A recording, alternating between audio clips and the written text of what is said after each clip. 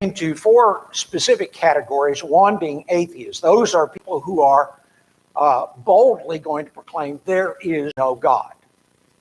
That they say there is no God, there is no evidence for God, or there is no belief in God whatsoever. Then there are very few of those, by the way. There's only about 4% of the population in the United States, but that's gone up by 2% in the last 10 years, in the last 10 to 12 years. So it used to be only about 2%, now 4%. So we're becoming an increasingly skeptical or atheistic society. And then we talked about agnostics. They don't believe there is enough evidence to prove that there is a God, but they're not sure. So there could be a God, but they're not certain there is a God. And then there are skeptics, people who doubt. Now, both of these groups basically won't believe in the God of the Bible because they expect there to be empirical evidence. That is, that can be proven by the five senses. That they can't feel, they can't hear, they can't see, smell, or taste God, and so therefore he doesn't exist. If you don't have empirical evidence, they don't believe. And then we talked about infidels a little bit. Infidels are those who are militantly opposed to a belief in God. And so they do everything they can to expunge God from the public consciousness, to take it out of the public square, to take it out of anything political, to take it out of Congress, to take it out of anything that they possibly can. And so we talked about that last week. We talked about the fact, or we mentioned the fact, that in Joshua chapter 24 and verse 15, when Joshua was coming to the close of his life, he asked the Israelites, or told the Israelites, if it seem evil unto you to serve the Lord, choose you this day whom ye will serve. Whether the gods on the others of which your fathers served that were on the other side of the flood, or the gods of the Amorites in whose land ye dwell. But as for me and my house, we will serve the Lord. In other words, we're going to serve the God who created us, sustained us, took us out of Egyptian bondage and brought us into the promised land. That's what he's saying. Well, the point here is that God has always given man a choice. He gave Adam and Eve a choice in the Garden of Eden. They could eat of the tree of life freely, but of the tree of the knowledge of good and evil, in the day that you eat thereof, he told them, you will surely die. And so they had a choice. They could believe or not believe. They could obey or not obey. We have a choice. We can believe or not believe. We can obey or not obey. That's the choice that is set before us. And so God has always given man a choice. There are different reasons for unbelief, and we mentioned these. Last week, didn't get to talk about the last couple of them very extensively, but we did mention them. Sometimes people are predisposed to unbelief. They do not want to wish to retain God in their knowledge. And so they don't want to give it a thought. And a lot of people do that, not just because of immorality or amorality. Sometimes it's because they're too busy pursuing other things in life, whatever it might be. They may be too busy pursuing a career. You know, some people want to work all the time because they want to be so wealthy that they're going to work all the time and do everything they can, and they'll do everything as one Indian friend would put it. He was a Hindu. He'd say, we'll do it by hook or by crook. And that's the way a lot of people are. They'll do whatever they can by hook or by crook in order to be wealthy. And so some people are predisposed to unbelief. Then there's the environment, basically how you're raised, what kind of environment you're raised in. You know, what were your parents? Were your parents atheist? Sometimes that has a great deal to do with it. We also talked about education. When you have godless evolution being taught in schools, you're creating a condition in which atheism or skepticism is going to flourish, or at least it's going to come up in the minds of a lot of those young minds. Immorality or amorality, you know, if there's a God, there has to be morals. God would give some kind of guidance, moral lawgiver, and therefore that can't be allowed. And then scientific materialism, the idea that everything can be explained by the laws of nature, basically makes science God. And so that is another one. Peer pressure, everybody, sometimes they'll say things like, well, every reputable scientist believes in evolution, does not believe in creationism. And you want to be smart. You want to be classified as being an intelligent person. And only unintelligent people believe in creationism is the idea. So peer pressure. And then, of course, existence of evil and suffering. That's another one that people often bring up. And again, at the point in time that Adam and Eve took that forbidden fruit, what happened? Death came into the world. Death came into the world. They began to age, and then you had all sorts of diseases, all sorts of sicknesses, all sorts of viruses, and everything else that came up and that take people's lives. And so these are reasons for unbelief. There are theists, on the other hand, believe that there is a God and that there is adequate evidence to prove the existence of God. There are three arguments that we're going to look at over the next few weeks, today and the next 2 weeks. Those three arguments are cause and effect. That's what we're going to look at today. Design and also morality. Cause and effect, design, and morality. These are the three arguments we're going to look at. As I said a few moments ago, empirical evidence is what the agnostics, the skeptics, the atheists expect. That is, your five senses have to prove that God exists, and they refuse to consider any other type of evidence. This is a mistake on their part, because there is this thing in law called prima facie evidence. That is, it's a Latin word. It means on first appearance. It is a fact presumed to be true unless it is disproved. It has to be proved to be wrong. And there is prima facie evidence. These three arguments we're going to look at present that prima facie evidence for the existence of God. That is, the law of causability or cause and effect, design, and also morality, the fact that there is morality, and that morality is evidence of God. Cause and effect is also called the cosmological argument, and that is, how did the universe, basically is the question, how did the universe get here? How did all of this get here? And that's a very important question. In Hebrews chapter 3, in verse 4, for every house is builded by some man, but the builder of all things is God. God built all things. In Psalm 19 and verse 1, the heavens declare the glory of God, and the firmament showeth his handiwork. Nature declares. We look around us and we can see so many things that are beyond our comprehension, apart from the reality or from the expectation that there is an infinite mind behind the universe. And that's what we want to look at this morning. Scientific laws have no exceptions, okay? The law of cause and effect states that every material effect must have an adequate cause. These are important things to keep in mind. Every material effect must have an adequate cause. The cause pre-exists the effect, okay? The cause pre-exists the effect and is greater than the effect.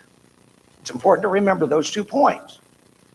The cause pre-exists and is greater than the effect. So if a book is like this, and a fly lands on it, but it falls on the ground, you can't say that the fly caused it to fall on the ground. The fly doesn't weigh enough to cause it to fall on the ground, right?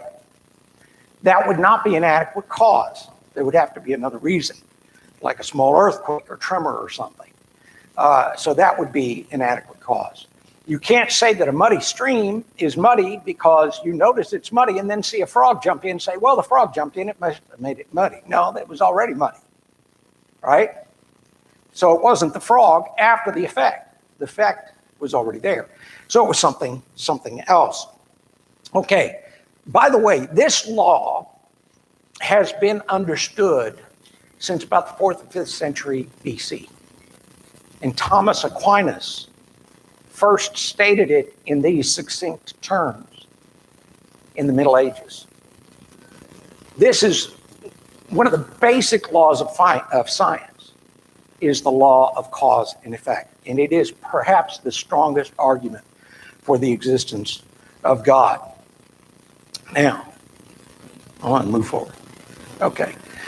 There are 3 possible explanations for the existence of the universe. Number one, the universe is eternal. That is, matter is eternal. It's always been here, always will be here. The second possible explanation is the universe is not eternal and somehow it created itself. And then the third one is the universe is not eternal and was created by a force or personality greater than itself. Those are the 3 possible explanations for the existence of the universe. And there are no others. Is the universe eternal? We're going to look at that for just a moment. It sounds reasonable to a skeptical mind.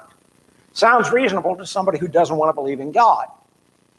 But the first and second laws of thermodynamics, which are laws of physics, and there are 4 laws of thermodynamics, the first and second laws make this impossible. In particular, the second law, and we'll talk about that for just a moment. The first law of thermodynamics is called the law of the conservation of energy and or matter. Okay, you have energy, and let me just read the law. Neither matter nor energy can be created or destroyed in nature. That's the law. These are laws, these are not theories, okay? Neither matter or energy can be created or destroyed in nature.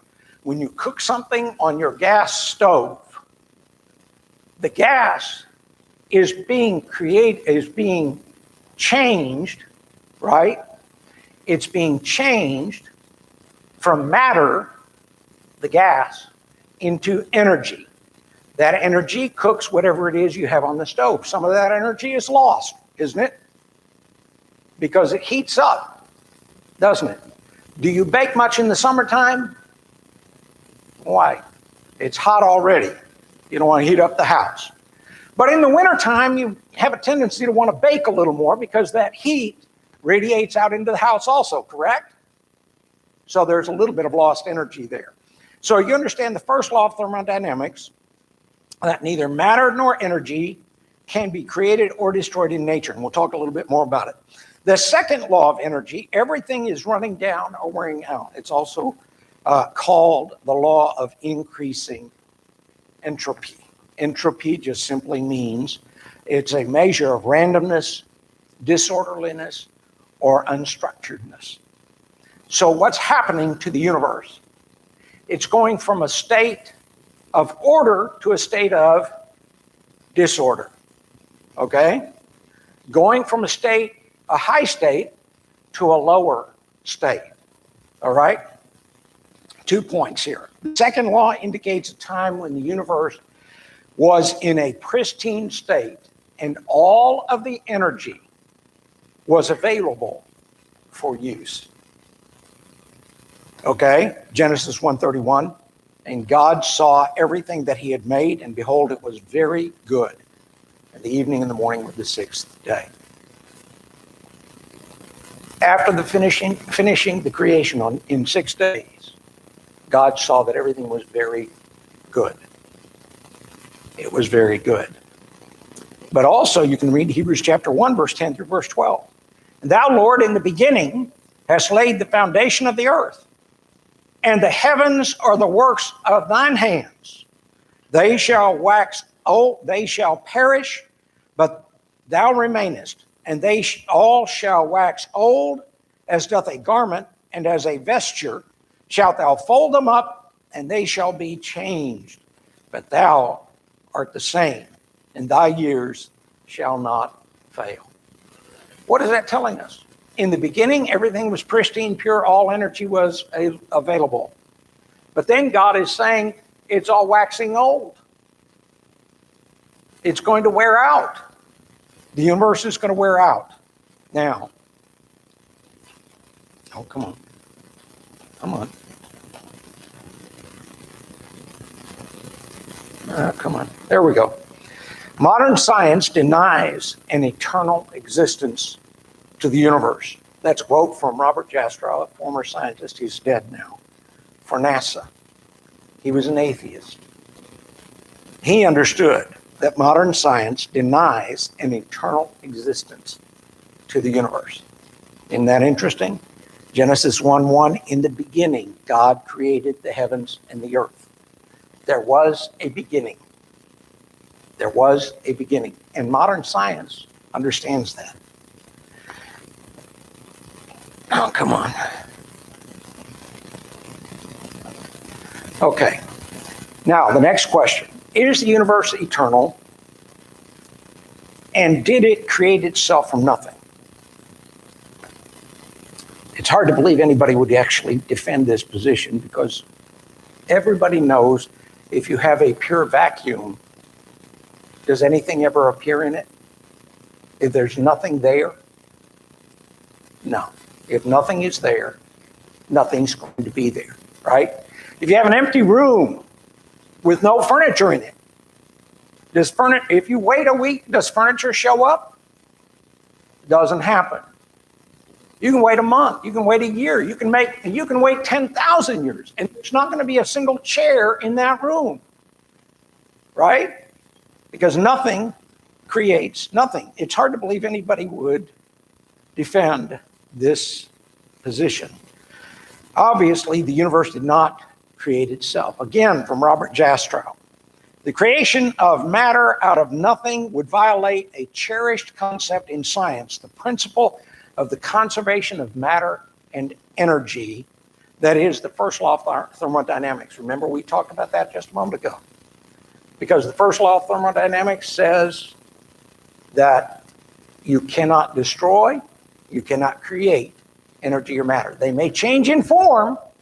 They may go from energy to matter or matter to energy, but they cannot be destroyed. So the first law of thermodynamics, which states that matter and energy can be neither created nor destroyed. Matter can be converted into energy and vice versa, but the total amount of all matter and energy in the universe must remain unchanged forever. It is difficult to accept a theory that violates such a firmly established fact of science. You cannot defend this idea that somehow the universe created itself. It didn't. It didn't. So that's not logical. That doesn't work. So since the universe is not eternal, since the universe did not create itself, that leaves us with only one alternative. That is, that the universe, in effect, exists, and so there must be an adequate cause. There must be an adequate cause. It had to have been created by something or someone greater than and pre-existing the universe, right? We understand that. It had to have been created by someone greater than and pre-existing the universe. That is some eternal, uncaused first cause. And we'll talk about that a little bit more in just a couple of moments. It is someone or something that is superior to that which was created, the universe. It has to be superior. And that is of a different nature than the material universe. Why do we say that? Because he has to be superior to. And so therefore he has to be of a different nature, or it has to be of a different nature than the material universe. The universe exists. We all know that. We can feel it, smell it, see it. We can hear it, right? All of those five senses come into play. We can taste it. Later on, I plan on tasting something. I don't know what, but it'll be something. Hadn't decided yet, but I'll eat something. So all of that is material, right? All of that is something that we can feel, see, hear, touch, and smell. And so that's here. It's here. Well, nothing creates nothing. We know that. Nothing creates nothing. As we just said a few moments ago, a vacuum does not create anything in the vacuum. It doesn't happen. Everything in the world is categorized either as mind or matter. It's either mind or matter. We said that a little, last week I mentioned that either the eternal, that which is eternal, is either mind or it's matter. We've already demonstrated that matter is not eternal. We've already seen that matter is not eternal. That leaves only one other alternative, that is mind. Mind is eternal, and it is not confined to matter.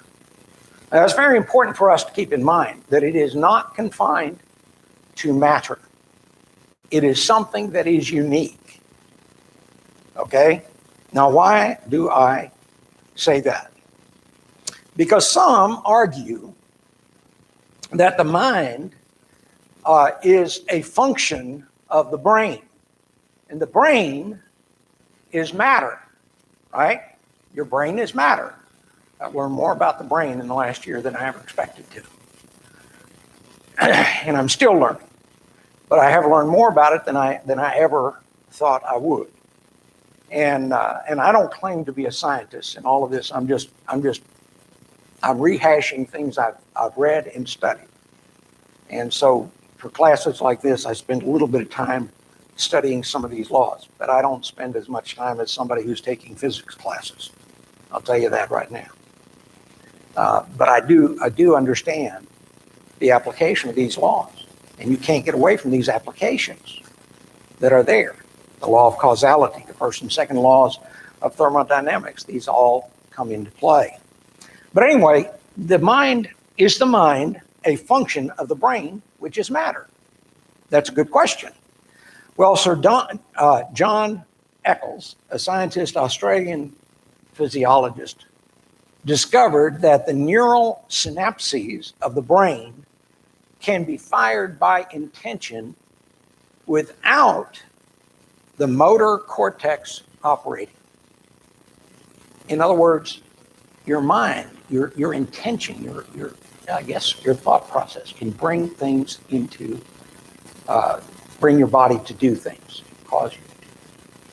And so mind is, in essence, something a little different, or a little different from the brain. In the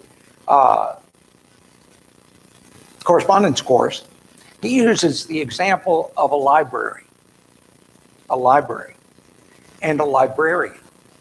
The librarian is kind of like the mind. The library is the brain. The librarian brings order to the library, right? I know most of us don't go to libraries anymore. Most people don't go to libraries anymore because you can get it all on an e-reader or something like that. I used to go to libraries all the time. And would sit and read. I'd go and read newspapers from all over the country, and things that would keep me up to speed, abreast of what's going on in the world. And I don't do that anymore. I've got a computer that I can get most everything I need to know from it. So I don't go to libraries. But I remember going to libraries, and people would return books, and I would return books, right? And those books would sit on a cart And then every day, a couple times a day, guess what the librarian would do? She'd go around and put them back in the proper place according to the Dewey Decimal System that was on each one of the books, right? What did the librarian do? She brought order, but she was not the library. Am I right? She said, so in that way explained, and I thought that was a good example, so I just thought I'd use it. And so in essence, what the mind does is it keeps things in order. Order is not inherently in matter, is it? I mean, you got a child at home that's about 10 years old, and he likes to go out and run and play with his friends and do all sorts of stuff. And so he comes in the house, he changes clothes, he throws his clothes on the floor. He does that about 3 or 4 days, and then mom says, clean up your room. Why? Because those clothes don't put themselves away, do they? They don't do it. And when he doesn't do it, she yells at him. Those clothes are not going to pick up themselves, right? That bed isn't going to make itself, right? All of those things. Why? Because matter is not inherently in order. It doesn't put itself in order. Mind, then, is more than matter. Does everybody understand that? Okay. It's not just a part, or it's not just the brain. The mind is somehow separate. Now, another one of the arguments against this idea of causality or cause and effect for the universe is the question, if God exists, doesn't he require a cause? You know, my wife and I talked about this some in the past week or so, and she said, you know, when I was a kid, we used to ask, well, who made God? Where did God come from? Everybody asked that question at some time, didn't you? Where did God come from? And they'll argue that somehow this is a contradiction of that law, that it's oxymoronic, that everything has to have a cause. That's what they'll say. But that is a misstatement of the law of cause and effect, because the law of cause and effect doesn't say everything has to have a cause, an adequate cause. It says every material effect has to have a cause. All right? The fact of the matter is, God is a spirit, and they that worship him must worship him in spirit and in truth. That's what we're told in John chapter 4 and verse 24. And then over in Psalm 90. In Psalm 90 in verse 2. Before the mountains were brought forth, or ever you had formed the earth and the world, even from everlasting to everlasting, you are God. From the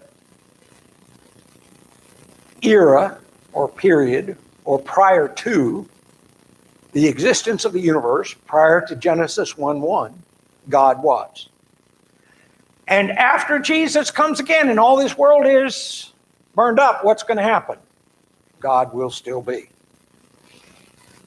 He will still be. In other words, there must be an ultimate first cause and uncaused cause.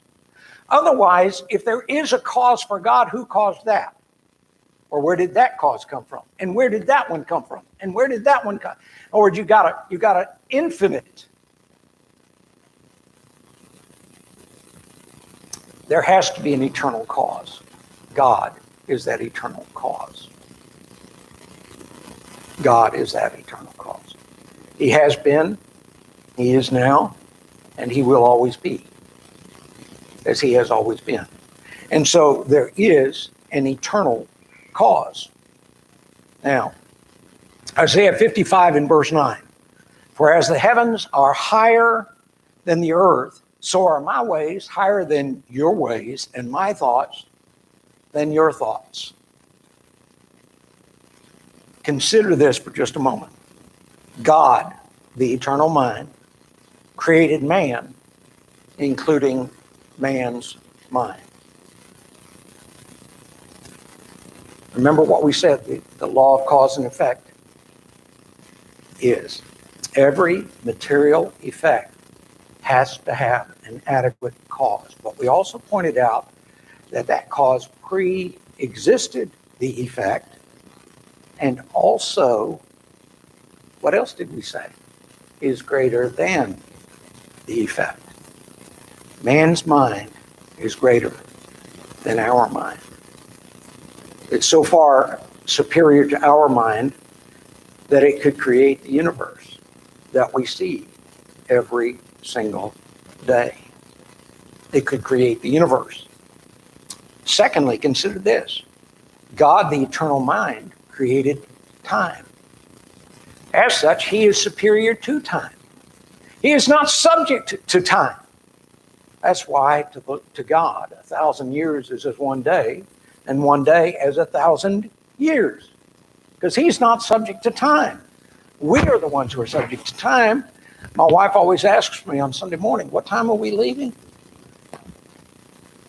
to get to Bible class? And I always get here a little early because I have to set up.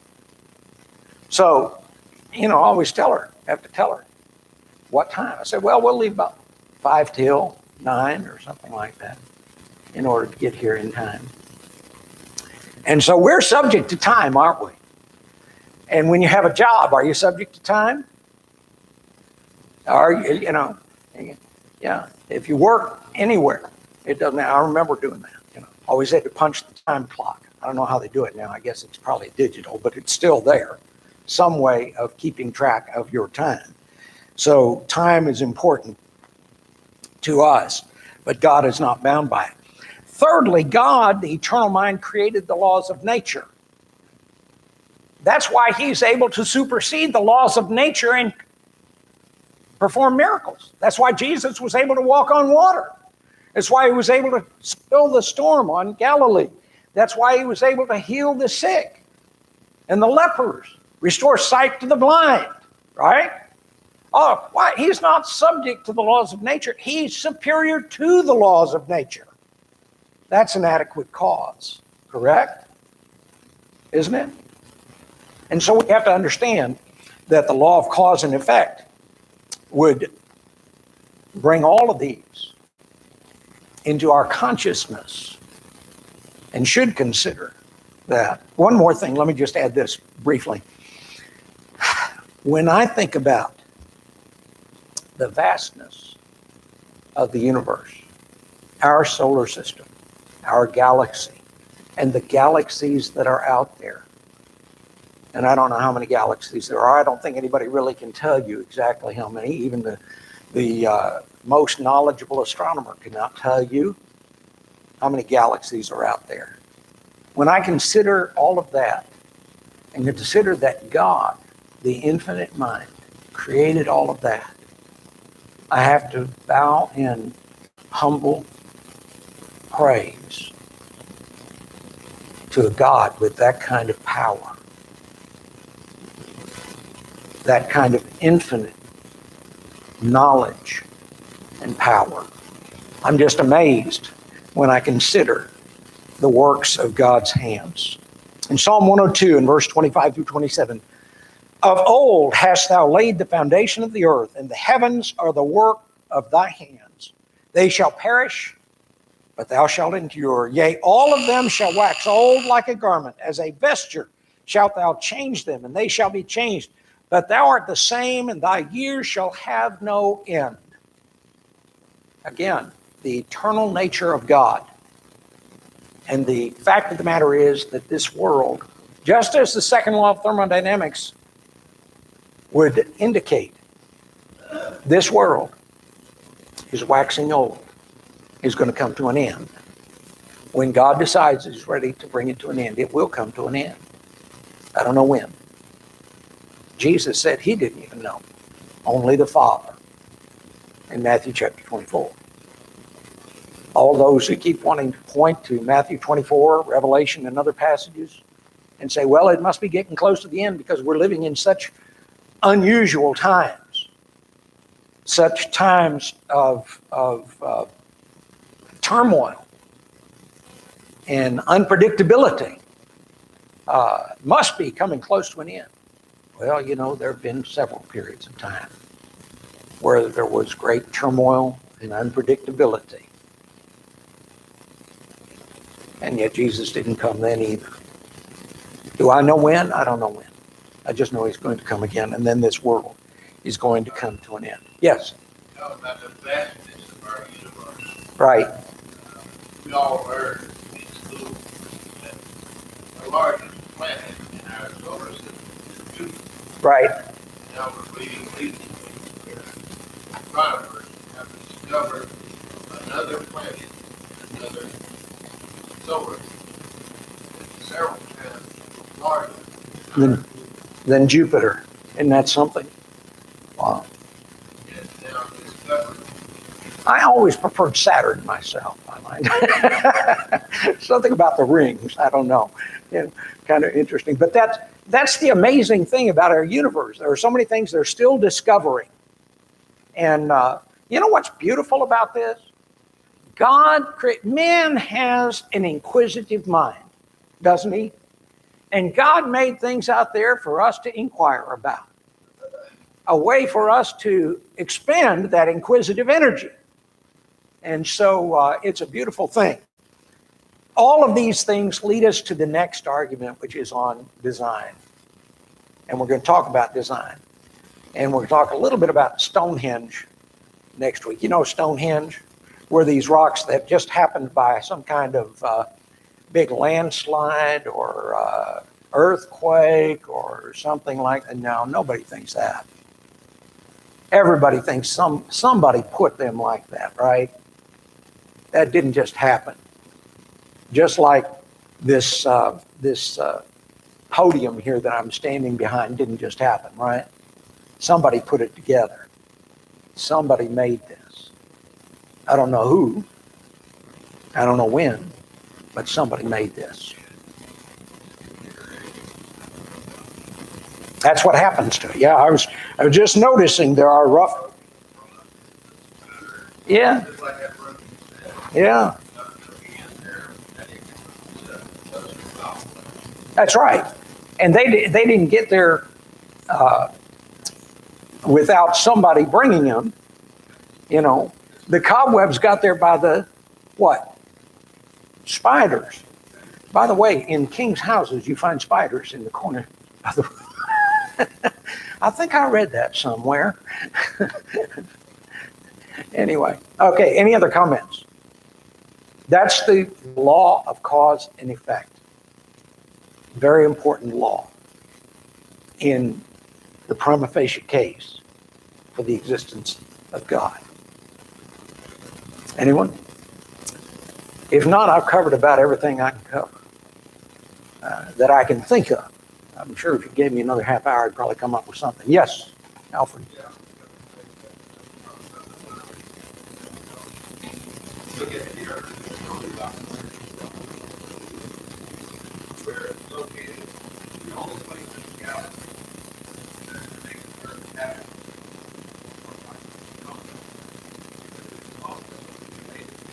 We're located in the only spot now can observe. Yeah. So it's the exact thing that makes life.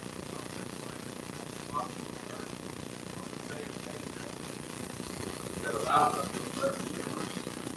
Why I said, look at the stars. Mm-hmm. You are in any other place in the universe, you can observe. Isn't that amazing? Yeah, that's interesting. Yes, go ahead.